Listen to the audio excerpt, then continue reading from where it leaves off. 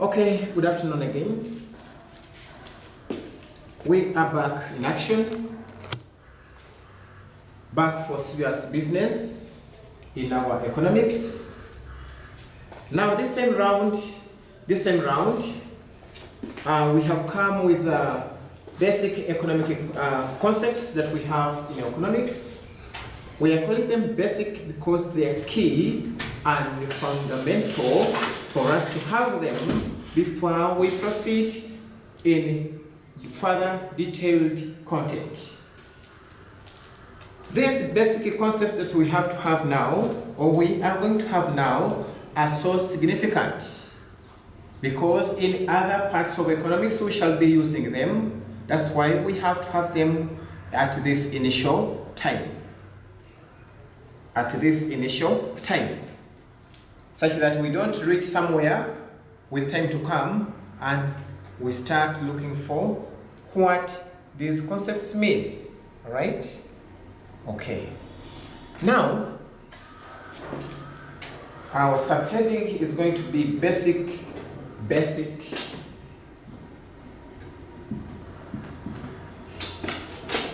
economic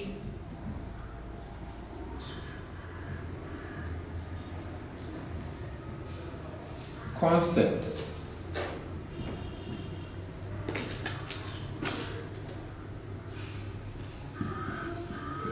used in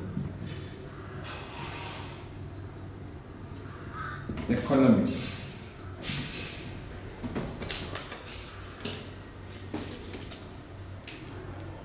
Yes, with these basic concepts that are used in economics, first of all, we shall have what we call wants.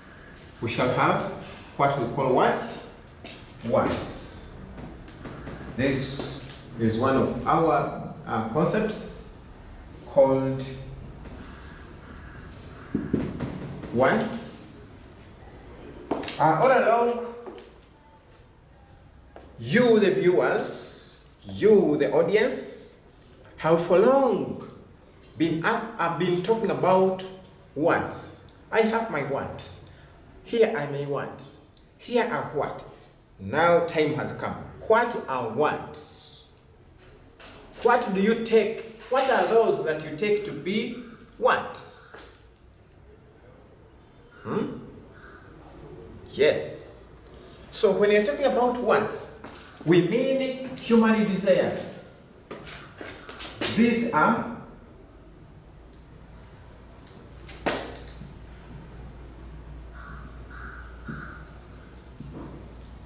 human what? Desires. These are human desires or needs. Which needs are both material, we are saying desires or what? Or needs. But we are saying that these needs are of two categories. We have material needs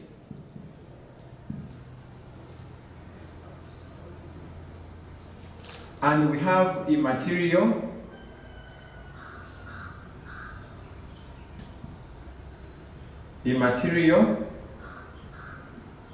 needs and immaterial needs.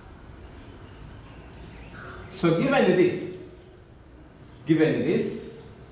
we have also to find out what each of these two categories of needs mean.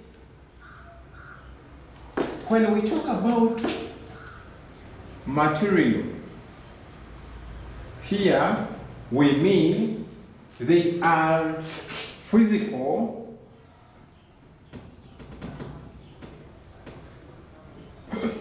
or what we can call tangible. By physical or tangible, we mean that You can see them. You can touch them. And you feel them.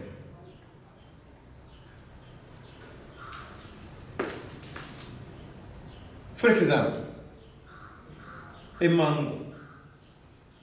You can see the mango. You can touch it and feel that you are having a mango in your hands. So a mango becomes your need. I may need, I may need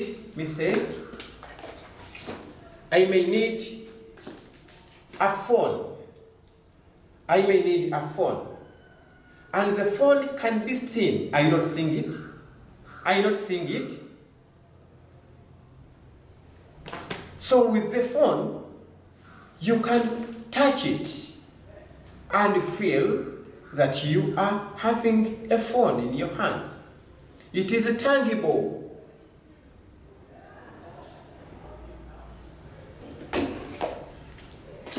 Therefore, when I was coming to teach here, it was a prerequisite for me to have this whiteboard, such that I can be illustrating what you can see. So this was a need for me if I was to teach, if I was to illustrate out my content to you, the audience. Yes? Hey, to you, the audience. Such that you can see what I am teaching, what I am talking about. You can see it on the whiteboard. So a whiteboard was my need. So when you talk about immaterial,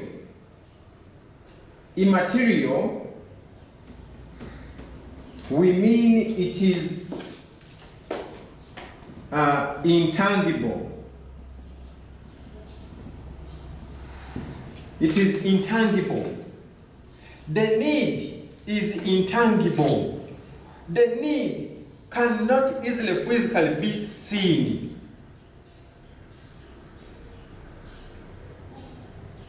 In other words, the need is a service.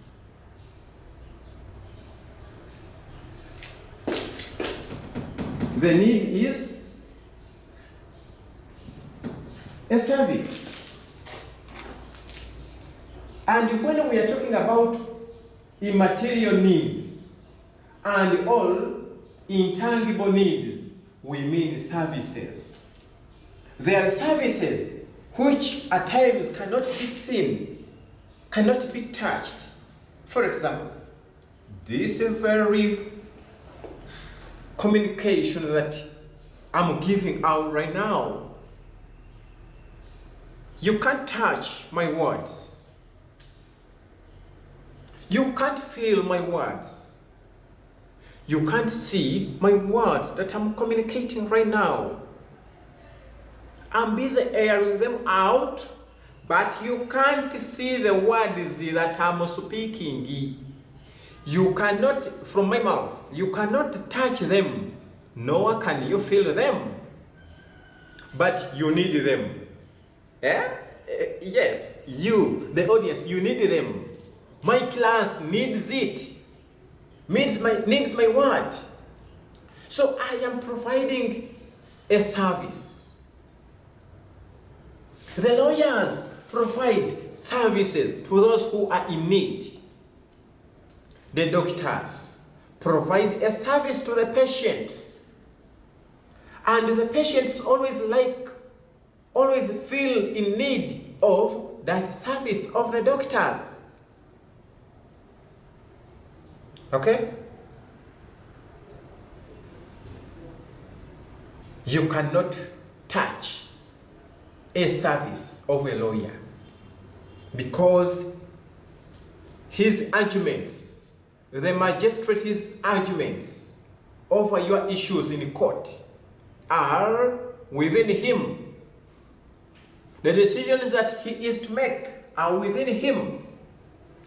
So, given that, therefore, we realize that the services that we always render to our clients are immaterial ones. Okay? Yes. Hoping that we are together, isn't it? Yeah, hoping that we are together. I have told you about these material and non-material needs. Or maybe to illustrate further, I've told you that immaterial needs, since we provide services, these are services of teachers, services of doctors, services of magistrates, services of lawyers,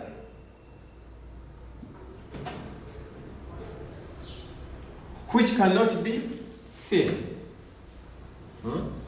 Yes. But with the material, you want pens, you want books, you want food, you want a chair, you want a house. All those are material wants. Okay? All right. So, those are the material and non-material wants. So, as we are proceeding, we also have other categories of wants. They are not necessarily only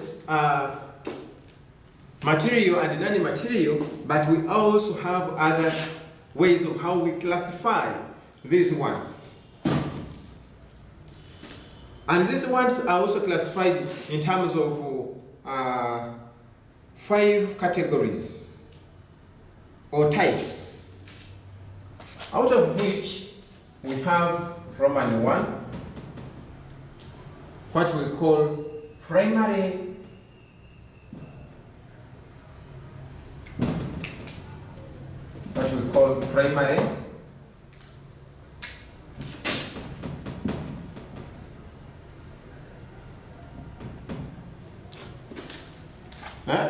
yes, what we call primary ones, or what? Or basic ones.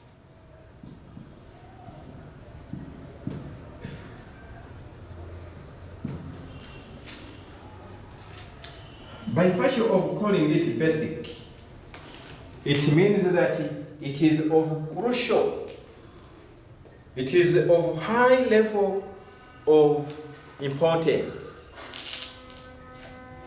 to the consumer. And therefore, you, the consumer, cannot do without them. Cannot do without them. So long as you are alive, there are some needs, there are some wants which you cannot do without. Yes. Hey, you cannot do without some of these wants, actually. For example, yes, you here, tell me, what are some of the examples of such a kind of items, wants, needs, that you cannot do without? Please. Yes, very good. Very good. We have examples, we have food. Who of you The rest of you, who of you can live without food? Tell me. None of you. Raise up the hand if you are there. Raise up the hand and we see. Maybe you may be having supernatural powers. Supernatural powers. Yes. Leave alone Jesus Christ. He who was he who went in the wilderness for 40 days, not taking anything. Leave. Some people try to joke around with Jesus and attempt to copy him. But I'm telling you, the fact is, you cannot live like him. Because with him, he had extraordinary authority and powers. But with us here, even when we try to fast, we fast daytime, we eat at night. We fast daytime, by 6 we are eating. You fast from morning, from 6 to 6. What about the rest of the time?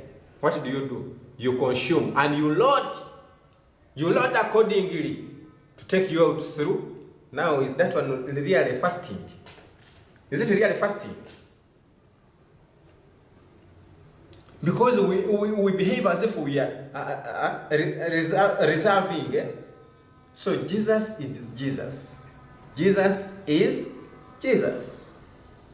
So with us, food and life is the part and the passion of us. Okay?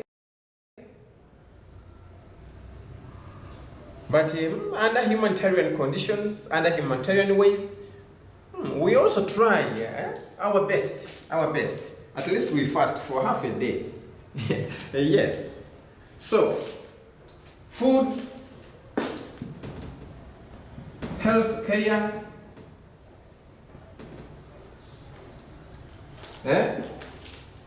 accommodation,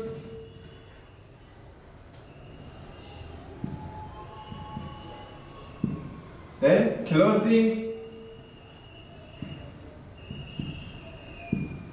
We must have at least some of these. We must have them if we are to live well. So that's why we call them basic. That for us to live under a given standard of living, we must have these kind of items or needs. Okay? Then, from there, we also have what we call secondary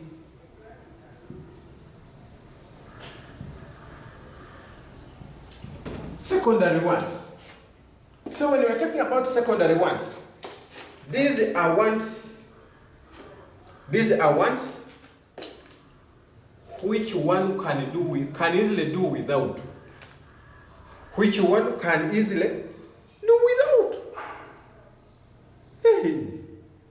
That when you don't have them, you will not die.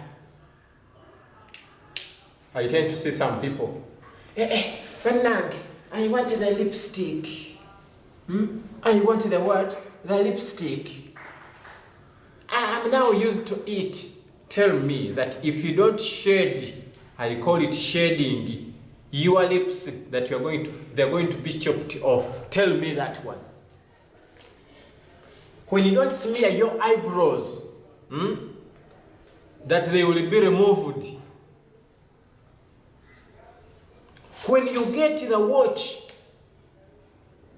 it does not mean that it is a guarantee when you don't have it, your hand will get broken. I find women suffering. A necklace. What's wrong with the necklace? We who don't put them on, we the men, are we not human beings?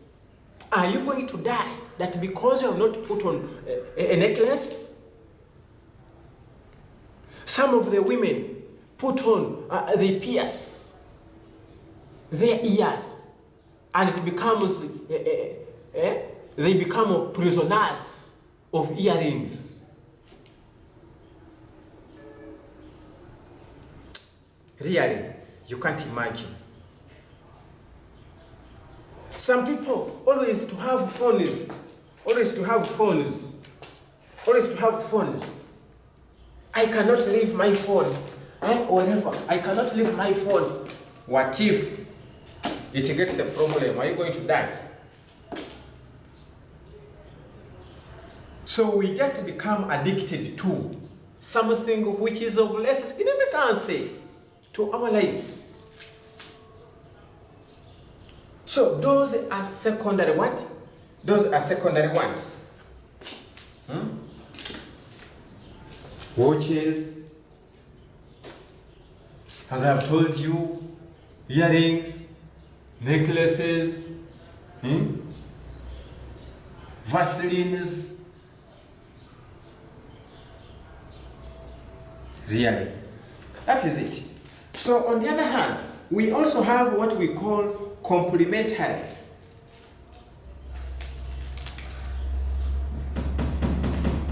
Romans 3, which we also call complementary.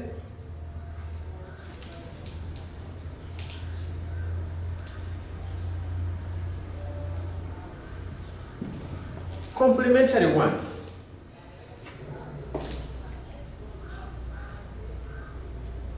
Class, can you tell us what you understand by that? I know you might not have heard it just now, You must have heard it sometime back, please. Do you know something about it? If yes, you just tell us. Okay, I'm seeing someone is trying to raise up their hand, but is not very sure. Okay, let us move on. Let us move on. So, complementary ones. These are wants. These are needs. These are needs whose consumption or whose demand requires you to demand for another. Requires you to demand for another. Meaning that you cannot demand one without another, without its without another commodity which works hand in hand with it. For example, you cannot demand for a shoe polish, when you have no shoes.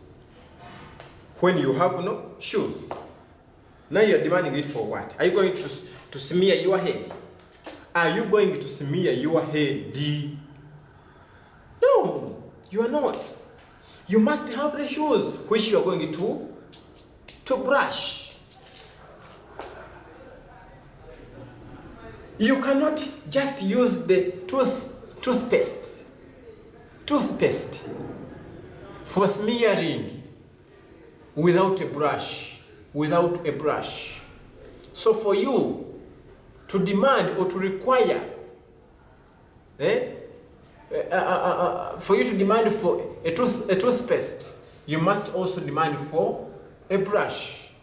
Not a shoe brush, but a toothbrush. Yes. So, if your need is toothpaste, sure deal you must have an accompaniment of a toothbrush. You people, when I have very well identified that an afande, a policeman, or a soldier has a bullet or bullets, but without a gun, that one cannot threaten me. Can he threaten you? Can he threaten you? He has the bullets, but no gun. That one cannot threaten me at all. Because he will not just throw the bullets to me and they kill me. No. Likewise, when he has a gun and he has no bullets, and I have proved that he has no bullets in it, even if he is as huge as you can imagine, I, the small-chested boy, cannot be worried. I can run around, dodge him around, and until he gets tired. Because I know he doesn't have what? Yes.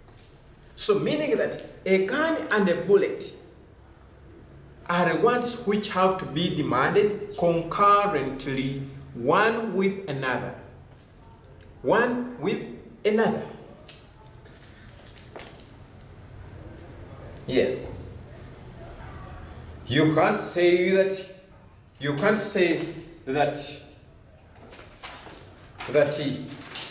are demanding for a paper to write a letter when you have no pen. When you have no writing material like a pen or a pencil, you cannot. You are not just going to use your teeth to write there. No. You must have two items to do what you want. Okay? So that is as far as complementary ones are concerned. On the other hand, we also have what we call, have you got this one? Have you got the examples? Yes, have you got the examples? Of course, examples like here, we have gun and what? Bullets. You have pen and paper. You have tooth, paste, and tooth, and toothbrush.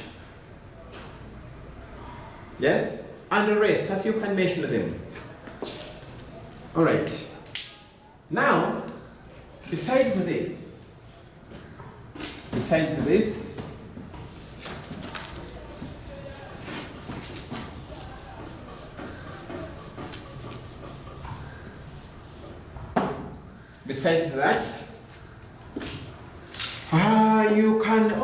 we can also note the other one which we call public ones. Which we call what? Public ones.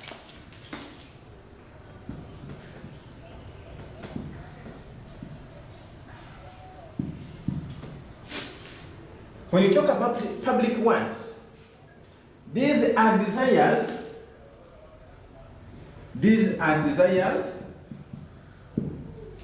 which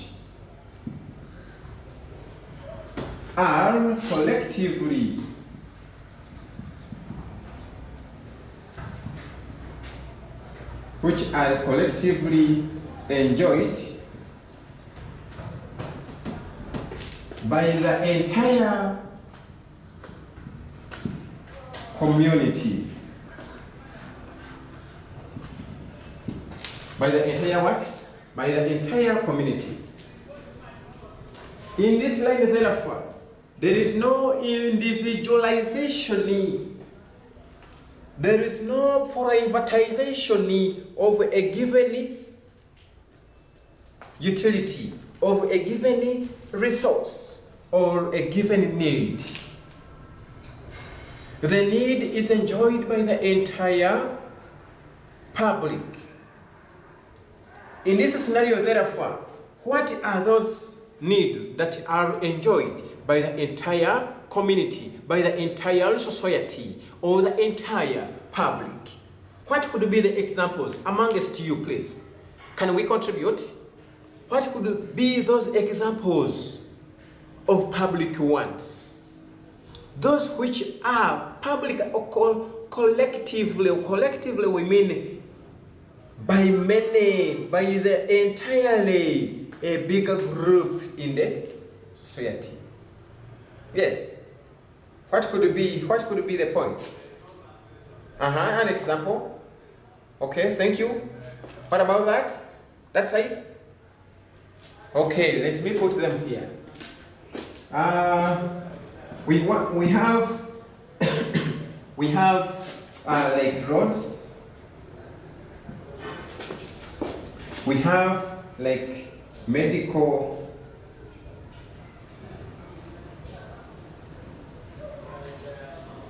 centers.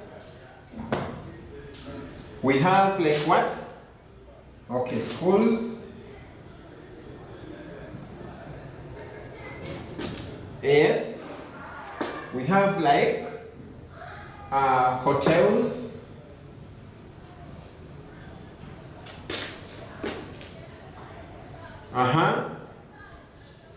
Yes. These ones are for everyone. Indiscriminatively or not excluding anyone.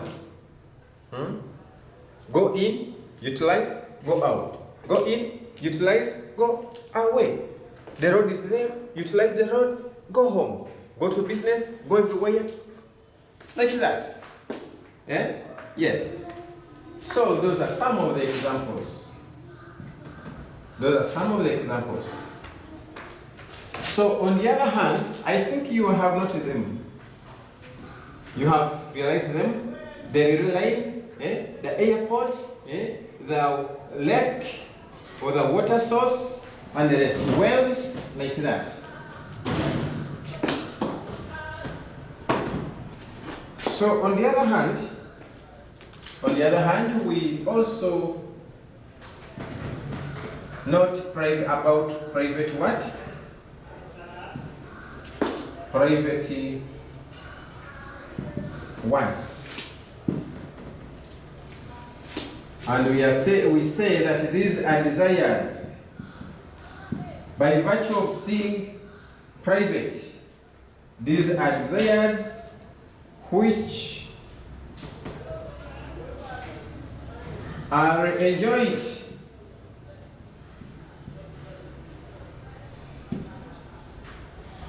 by private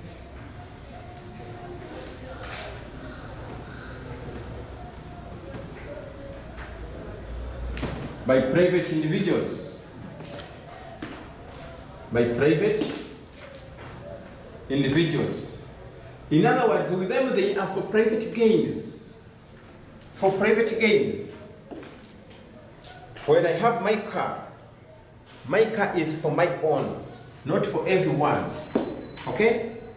When I have my bicycle is for not for everyone, but for me alone. Then on the other hand, we also realize that when you have a phone, you who is seated here, who is watching me there out, please, that phone is yours. Am I deceiving? Do you have a phone for the public? Leave alone the office phone, the mobile phone. It is yours and yours alone. That is why you have gone an extra mile of even putting passwords in your phones because you don't want an intruder.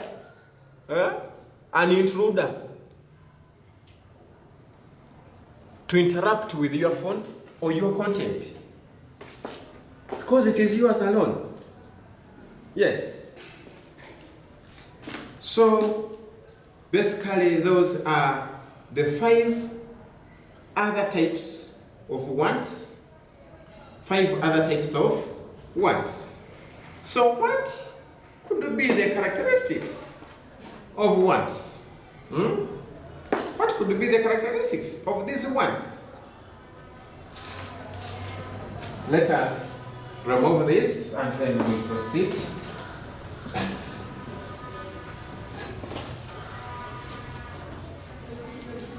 what could be the characteristics of these ones?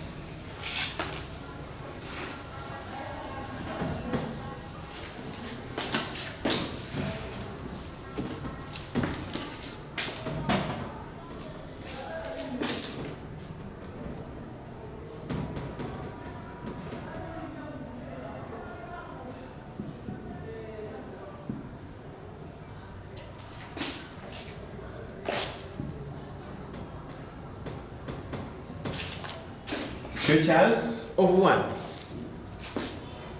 We have said wants are desires, human desires, which we either can't do without, or we can do without, or are publicly enjoyed, collectively enjoyed by the entire public, privately enjoyed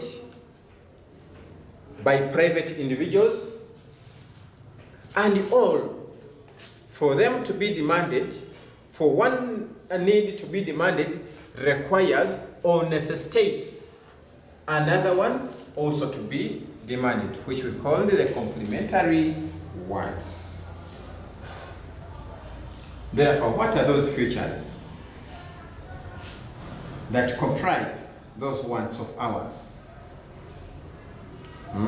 What are those features? So all in all, first and foremost, we say, regardless of whichever, whether they are primary wants or complementary wants or secondary wants, these wants are always having endless demand. Endless demand. Meaning that their satisfaction is endless. The desire to have these wants is endless. Previously, I used to have a very small, cheapest phone. Time came, I realized that my level was no longer of that class. I bought another one of buttons still. Time came, I bought a screen touch, just not even smart.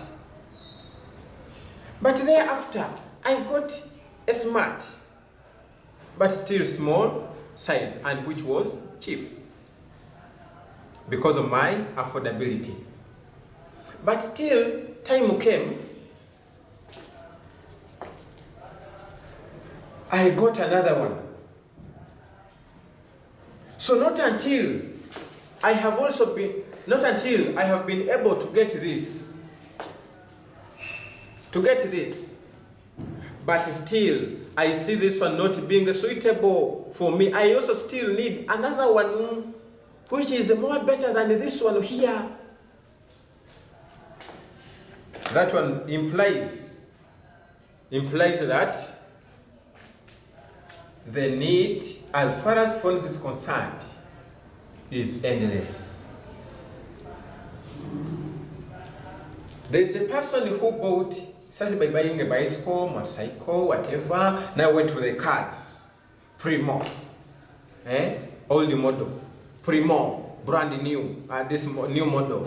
Then from there, Prado, from there, Kuruga, from there, So all the time is like wanting to change. So our needs are endless.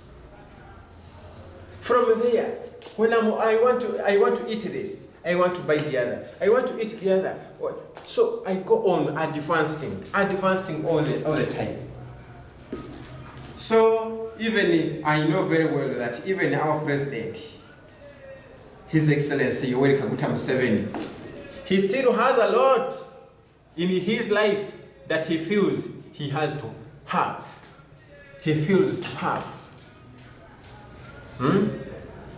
Our grandparents, however old they are, they still have a feeling that they have to have more to consume. And you ask yourself, all those many 80 years back, they have been consuming. Now what else would they need? Eh? But they feel like they also want to consume the new, good, better products. Yes. So we also realize, we realize that first and foremost, wants are endless. Are endless, we have finished that one. Then the two, wants are dynamic.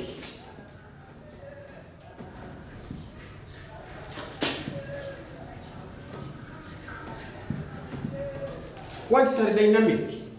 I have told you how I started having a phone, but with the time I went on advancing.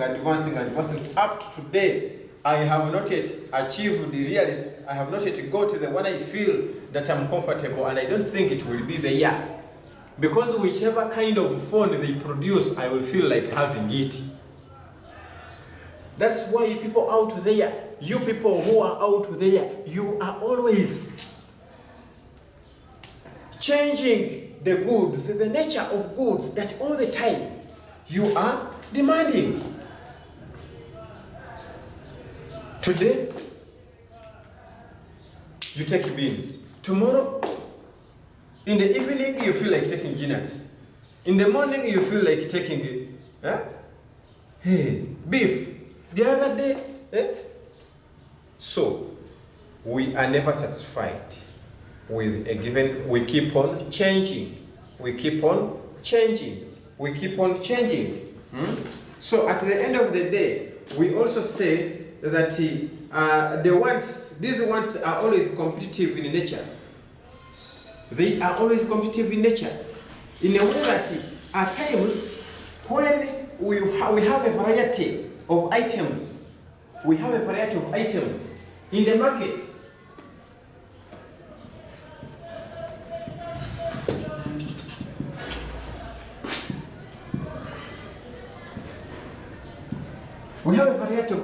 the market, we always find that with the little resource that you have, when you are filled with a variety of goods, then you find yourself confused. Which one should I buy?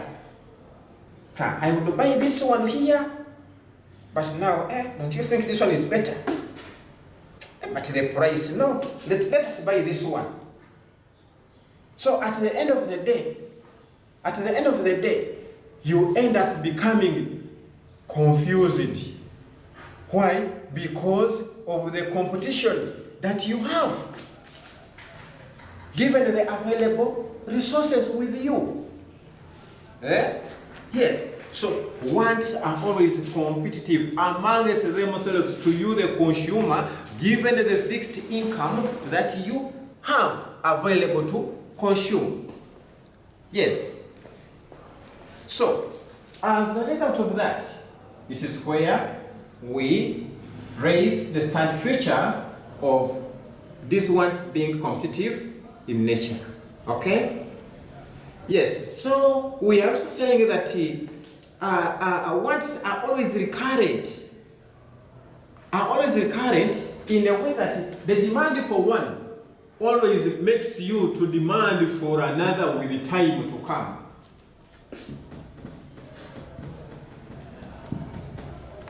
We are never satisfied.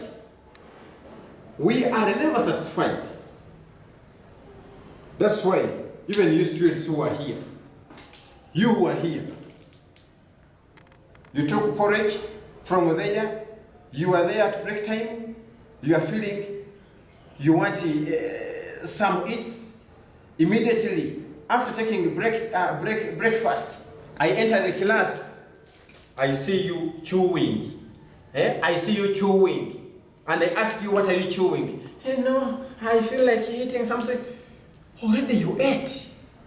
Just after lunchtime like this, I find you taking daddies in class. Why? Because the stomach, your life is always like wanting to consume all the time.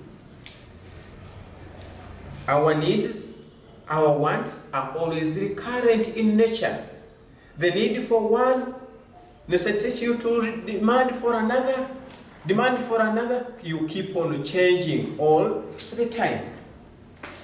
So you can't consume a given commodity now and you think, now I'm going to take a week. I will not eat. I will not drink. I will not take anything. Anything, any item which is new in your presence, you feel like testing it. You feel like testing it. Yes.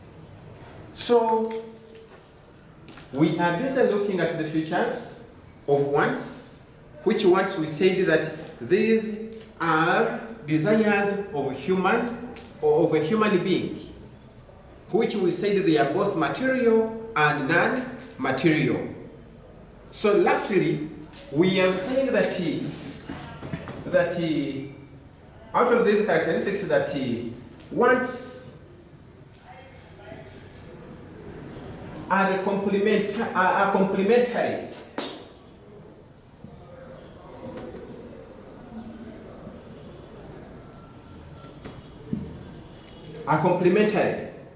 I remember among the types of wants, we talked about complementary wants, which we defined as wants whose demand or needs whose demand for one requires you to demand for another. Do you remember the examples? Do you remember the examples? We listed them here. Do you remember them? Okay, fine. If you remember them, that's very fine. We talked about a gun and bullets. A gun and what? And bullets. A pen and a paper. This marker here could not just be written on a cloth, but I had to have a whiteboard. That means a whiteboard and a marker are complementary in nature. You cannot have a white chalk, a white piece of chalk, and you say, I'm going to write here using that white chalk. You will be writing on water. You must have a blacker board. That means a blackboard and a white piece of chalk are complementary. Okay? You can't have water without where to carry that water from. I told you cannot have shoe polish without a shoe. You cannot have a toothpaste without a toothbrush.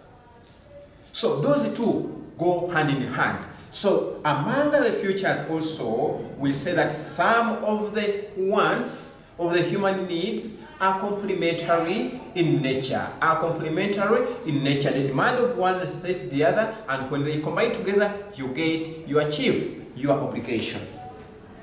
Okay? All right. So having looked at the features of wants, please allow me also to tune to another related concept. Which concept? We said we are looking at basic concepts which are used in economics. And we looked at wants. We have looked at wants as one, then two. Let us look at resources.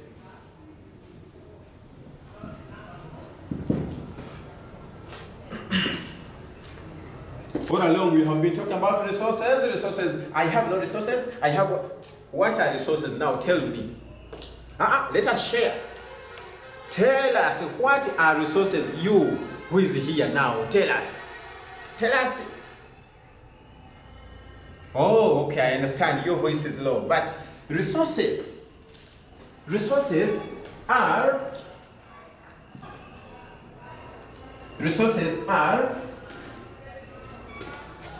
factor inputs which are used in the production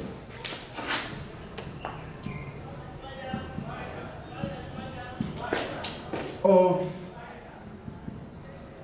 a given product.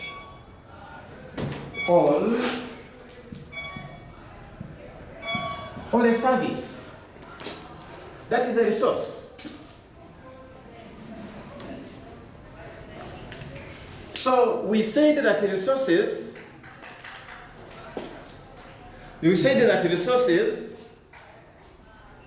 can also be of two categories, out of which one of the category we call them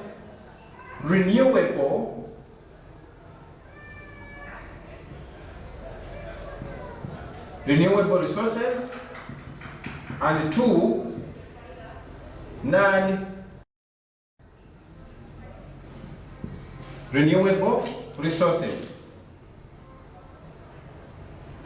So, briefly, what are renewable resources?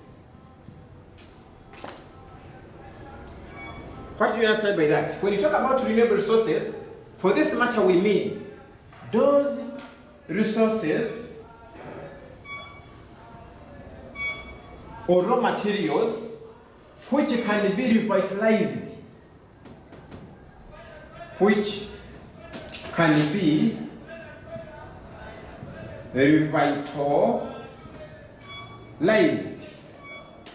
When we say revitalized, we mean which can be brought back into use after having been used.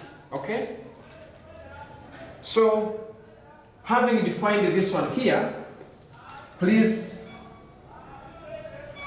sort out yourselves. Be thinking about the non-renewable resources. So immediately we meet again, I want the answers from you, okay? Please think around. I want this definition as we meet. Thank you.